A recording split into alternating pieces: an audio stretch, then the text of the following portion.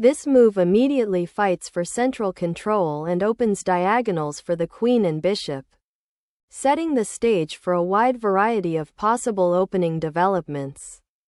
This move symmetrically mirrors white's pawn advance, contesting the center and opening diagonals for the queen and king's bishop, setting up a classical and principled opening where both sides vie for central control. This move develops a knight towards the center and prepares to castle kingside, initiating a common development sequence in many classical openings like the Lopez or Italian game. This move develops a piece, controls central squares, and prepares for kingside castling, reflecting standard opening principles. This move initiates the Lopez, a highly strategic opening that immediately puts pressure on black's knight and sets up a long-term positional battle where white aims for central control and a potential kingside attack. This move initiates the Morphy defense within the Lopez, forcing white's bishop to decide whether to retreat or capture the knight, impacting the central pawn structure and piece development. This move, a hallmark of the Lopez, maintains the pressure on black's knight, keeping white's central pawn structure intact and preparing for future central play. Developing the knight to f6 is a standard and principled response in the Lopez, directly attacking white's central pawn on e4 and continuing black's piece development. White castles to safety, solidifying the king's position and preparing to connect the rooks for future action. A standard defensive maneuver in the Lopez opening. Developing the bishop to e7 prepares for castling and supports the central pawn structure. A standard continuation in the Lopez opening. This move repositions the rook to the most open file, preparing to challenge black's control and potentially support a central pawn advance. This move, 6, b5, is a common response in the Lopez, initiating the Morphy defense and forcing white's bishop to make a decision while gaining space on the queenside. The bishop retreats to preserve the pawn structure and maintain its influence on the long diagonal, avoiding an exchange that would open the position prematurely. This move, d6, is a thematic move in the Lopez, solidifying the e5 pawn and preparing to develop the kingside bishop to g7 or e6. A common strategy in many variations of this opening. This move reinforces the d4 square, preparing for a central pawn advance and preventing black's bg4, which would challenge white's knight and bishop development. Black castles kingside, completing kingside development and ensuring the safety of the king after white's pawn push on c3, which often aims to reinforce the d4 square. This move prevents black from playing bg4, which would pin the knight and potentially disrupt white's queenside pawn structure and piece coordination. This move prepares to shift the knight to c5 or e5, aiming to challenge white's central control and potentially exploit weaknesses on the kingside. This move initiates a central pawn break, aiming to challenge black's space advantage and open lines for white's pieces. This move develops the bishop to an active square, prepares for potential nb8 d7 c5 maneuvering, and supports the central pawn advance, aiming to contest white's central space. This move reroutes the bishop to a more active diagonal, aiming to control key squares and potentially prepare for an exchange that opens lines for white's pieces. This move develops the bishop to a more active diagonal, supporting the knight on d7 and preparing to challenge white's central control. This move resolves the central tension by exchanging pawns, simplifying the position and opening the d-file for potential future piece activity. This pawn recapture opens lines for your bishops and prepares to contest the central d-file. aligning with standard Ruy-Lopez strategic goals. The bishop repositions to a more active diagonal, eyeing the center and potentially preparing for a kingside attack or to support a central pawn push. This move initiates a maneuver to reposition the knight, aiming to control the c4 square and potentially disrupt white's control of the queenside. This exchange on b7 clears the a4-d7 diagonal for white's queen and simplifies the position, aiming to exploit black's slightly uncoordinated knight on a5. Black recaptures the bishop, centralizing the knight to a more active square and challenging white's control of the d5 diagonal. This move prepares to centralize the queen, potentially supporting a future kingside attack or strengthening control over key central squares. And the c-file. This move develops the queen to a more active central square, preparing to connect the rooks and potentially support a pawn push on the queenside.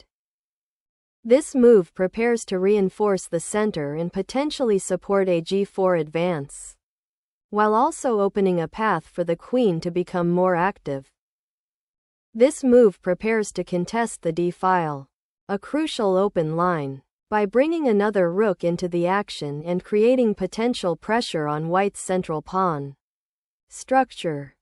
This move centralizes the rook, preparing to contest the open d-file and support potential pawn advances or piece activity on the queenside.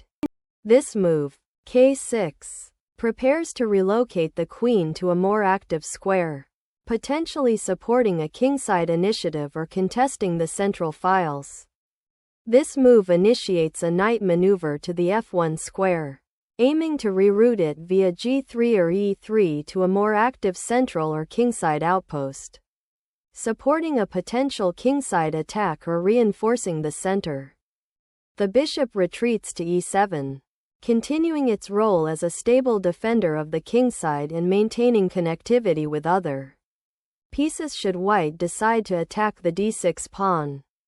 White initiates a pawn lever on the queenside, aiming to open lines for the rook and potentially create weaknesses in black's pawn structure. This move, f6, aims to support the e5 pawn and prepare for potential pawn advances like g6 and later bg7, solidifying black's kingside and potentially creating a more robust pawn chain. This move aims to gain space on the queenside, disrupt black's coordination, and potentially prepare a pawn break with c4. This move, 20, c6, is a strategic decision to reinforce the queenside pawn structure and prepare for a potential pawn advance with, circa 5, aiming to challenge white's central control and open lines for black's pieces. This maneuver aims to reposition the knight to a more active square, potentially on f3, to support kingside play or contest central squares.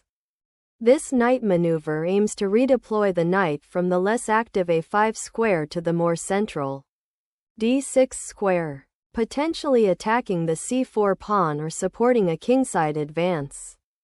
This move f3 prepares to support the central pawn e4 and creates defensive possibilities for the king, while also potentially opening a path for the g1 knight to reposition.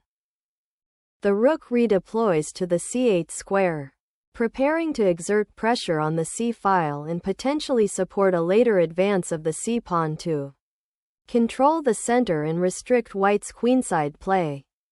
This move repositions the bishop to a more active diagonal, supporting the central pawn push and preparing for potential kingside play while maintaining flexibility. This move prepares to reposition the knight to a more active square, potentially supporting an advance on the kingside or reinforcing the central pawn structure. This move repositions the queen to eye the d6 knight and prepare for potential kingside play, while also clearing the c-file for the rook. The king's move to f7 is a prudent repositioning, safeguarding the monarch from potential threats along the d-file and preparing to connect the rooks, while also anticipating a future advance of white's queenside pawns. This knight maneuver prepares to redeploy to a more active square, potentially on g4 or f5, to pressure black's king or control key central squares. This move simplifies the position by exchanging queens, which often benefits the side with more space or better piece activity, potentially leading to a more manageable endgame for white.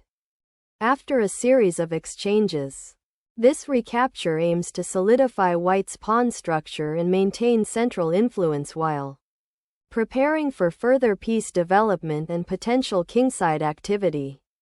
The king becomes a more active piece in the endgame and can participate in the battle for central squares and pawn advances, a principle well illustrated here. This aggressive pawn thrust opens lines for your pieces and challenges black's central control, aiming to exploit the weakened dark squares on the kingside. The bishop repositions to e7 to defend the d6 pawn and prepare for potential pawn advances on the kingside, consolidating black's position. This pawn thrust on f5 aims to disrupt black's pawn chain and potentially open lines for white's pieces, while also restricting the movement of black's king and pieces. The white pawn on f5 is attacking, forcing the black king to retreat and preventing further pawn advances for now. This pawn push aggressively fights for central control and aims to exploit weaknesses in black's potentially fragmented queenside pawn structure. Capturing the pawn on c4 opens the b-file for black's rook, potentially creating active play along the semi-open file and challenging white's control of central space. This knight sortie to c4 liberates the knight, aiming to control the central squares and potentially create tactical threats against black's queenside pawn structure. The king repositions to a more active square, aiming to participate in the defense of the queenside pawn majority and potentially support a later advance. Rack 1 establishes control over the open c-file, preparing to exert pressure on black's queenside and potentially create weaknesses. This move prepares to contest the open c-file and potentially exploit white's slightly less active knight on b3 by activating black's rook and creating counterplay on the queenside. This move activates the bishop to a more active diagonal, aiming to pressure black's queenside and potentially exploit weaknesses after the pawn exchange. This move prepares to challenge the advanced rook on a7, aiming to dislodge it and gain control of the open a-file. This move repositions the bishop to a more active square on the long diagonal, aiming to control key central squares and potentially support a kingside attack or defend the d4 pawn. This move repositions the rook to support the central pawn advances and potentially contest the c-file, aiming to reactivate the piece after white's queen exchange. The move rxd7 is a bold sacrifice that opens the d-file and targets the enemy king, aiming to create decisive attacking chances despite being down material. This exchange removes a knight from the queenside and opens the d-file, creating immediate tactical tension around white's rook. This move clears the d7 square for the queen to potentially infiltrate and creates a strong outpost for the knight on b6, threatening the vulnerable a8 rook and controlling key central squares. This move recaptures the piece, simplifying the position and preparing to contest the now open b-file, where the rook can become active. This capture on d7 activates the knight and opens lines, aiming to exploit the open c-file and potentially create weaknesses in black's queenside pawns. This move reactivates the king to a more central and active square in a simplified endgame, aiming to participate in the fight for control of the remaining central pawns and potentially create counterplay. White's bishop sacrifices itself to force a queen exchange and simplify into a more favorable endgame with an extra pawn and a strong passed pawn. This move aims to disrupt White's rook activity and prevent the rook from returning to the a7 square, while also preparing to contest the open a-file. The move 38, Road 1+, forces Black's king to move again, disrupting its centralizing efforts and allowing White to maintain pressure on the d-file. The king must flee the open file and seek safety among its own pawns to avoid further tactical threats from White's rook. This move initiates a tactical sequence aiming to exploit the open c-file and pressure Black's doubled pawns, potentially leading to an exchange of pieces that favors White's initiative. This exchange simplifies the position, trading off Black's potentially active bishop for White's knight, but it opens up the c-file for White's rook and frees Black's king from the immediate pressure of the bishop. This move resolves the immediate tension on the c5 square and simplifies the position, leading to an endgame where White hopes to leverage the connected passed pawns on the queenside. This pawn advance on the queenside aims to disrupt White's space advantage and potentially open lines for Black's pieces, but it weakens the queenside pawn structure considerably. The move rc1 re-establishes control of the open c-file, a critical strategic element in this endgame, preparing to contest its occupation and potentially support pawn advances on the queenside. This pawn capture removes a defensive pawn on the a-file, opening lines for potential piece activity on that side of the board but also creating a passed pawn for White. White recaptures the pawn on a5, consolidating material equality and aiming to activate the bishop by clearing the b-file for potential future operations. This move aims to recover the pawn lost earlier, initiating a dynamic exchange that simplifies the position and should lead to an endgame with equal material. This move, bf8, aims to reposition the bishop to a more active square, supporting the pawn on c4 and potentially creating attacking opportunities on the kingside if the Black king ventures out. This move brings the knight to a more active central square, ready to contest control of key squares and potentially support a kingside pawn advance. The capture of the bishop on g7 creates a passed pawn on the h-file and aims to exploit White's queen's inactivity, potentially leading to an endgame advantage for White if Black cannot resolve the pawn situation. Capturing the pawn simplifies the material and brings the knight into a more active central position. This move initiates a pawn break on the kingside, aiming to open lines and create attacking chances against Black's exposed king after the previous exchange of pieces. The king cautiously advances from its exposed position on e8 towards the center, aiming to participate in the endgame and support its remaining pieces. This move repositions the rook to a more active file, aiming to challenge Black's control of the c-file and potentially support a pawn advance or coordinate an attack. The king's advance to d5 aims to activate the monarch in the endgame and contest the central squares, potentially creating threats against White's pawns on the queenside or supporting its own advancing pawns. This move initiates a pawn storm on the kingside, aiming to create attacking chances by pushing the pawns forward and potentially opening lines against Black's king. This move aims to activate the rook on the queenside, potentially targeting the weak pawn on a4 or supporting a future advance of the a-pawn, while also preparing to contest the open a-file. The move rg2 aims to centralize the rook, preparing to defend the g-pawn and potentially support a g4 gram5 advance to open lines on the kingside.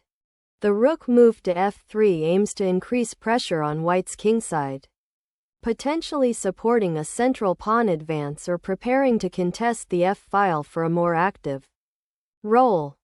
This move aims to prepare for a potential kingside pawn advance, specifically with the g-pawn, while also keeping the bishop active and potentially supporting further piece development or exchanges. This pawn push aims to create a passed pawn on the queenside by opening up new lines for the remaining queenside pawns. This move activates the king, preparing to support the pawn advance on the kingside and potentially create a passed pawn after further exchanges. Black's move centralizes the pawn and aims to create a passed pawn on the queenside while potentially opening lines for the rook and bishop on the queenside.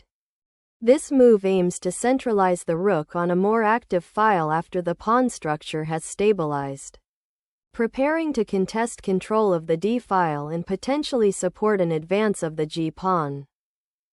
This pawn push advances the passed pawn, aiming to disrupt white's coordination and potentially create mating threats if white is not careful. The rook check forces the king to a potentially exposed position, aiming to exploit the open diagonal and control key squares for a decisive attack. The king boldly ventures into the central skirmish, seeking active participation and threatening the advanced c-pawn, but must remain vigilant of potential discovered attacks or exchanges that could expose it further.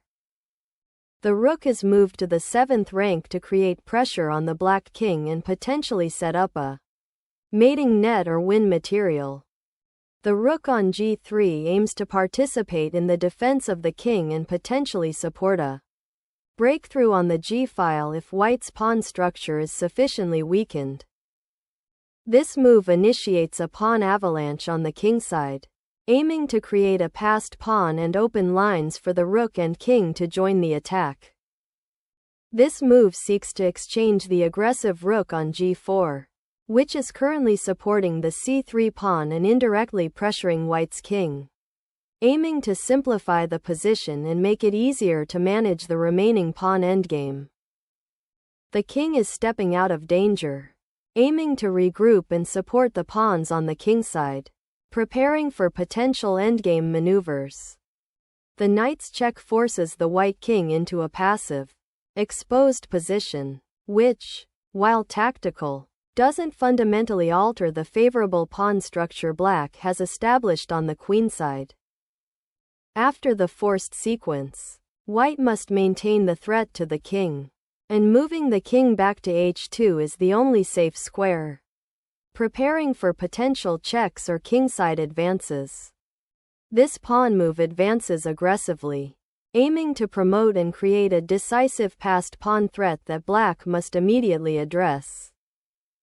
This move is a decisive forcing sequence, aiming to use the king's exposed position to disrupt black's defensive structure and win material. By driving the black king into a discovered attack scenario or checkmate, the king is forced to move, and this opposition with the white king on c7 and the black king on d3 is critical. Black must now try to use the passed c-pawn to create counterplay or force a draw. This move is a desperate attempt to create an active defense by threatening the black knight and potentially opening lines, but it allows black's king to escape to a more secure square on the kingside. This discovered attack on the white king is well timed, forcing white to address the immediate threat and allowing black to regain material equality. The king prioritizes safety by moving to a more protected square, anticipating further complications after the recent exchange of pieces. This is a dramatic endgame where black's rook sacrifice has opened lines and created tactical possibilities. Now, the focus shifts to coordinating the remaining pieces to either achieve a breakthrough or create a drawing fortress. This move is a tactical blunder. The bishop on e7 is undefended and can be captured by the rook on d1. The knight's repositioning to e4 aims to exploit the central squares and potentially prepare for further activity, while also guarding against the opponent's kingside advances. This forcing check aims to disrupt black's coordination and potentially gain material or force a favorable endgame by exploiting the exposed king and black's compromised pawn structure. This rook maneuver aims to escape the pin on the f-file, but allowing the opposing rook to penetrate deeper into black's territory via the d-file after the impending exchange could prove problematic. This move reiterates the attack on the knight, forcing black to either defend it awkwardly or lose material, while also preparing to support the rook's advance and potentially open lines. The king has reached a crucial square, aiming to support the advancing pawn and create threats on the queenside if the white rook does not maintain pressure. This check forces the black king to a more confined square, preparing for the white rook to join the attack on the kingside after the opponent's king moves. This move reintroduces the knight to a dynamic central position, preparing to exploit the open central files and potential mating threats on white's king, while also offering a sacrifice to disrupt white's pawn structure.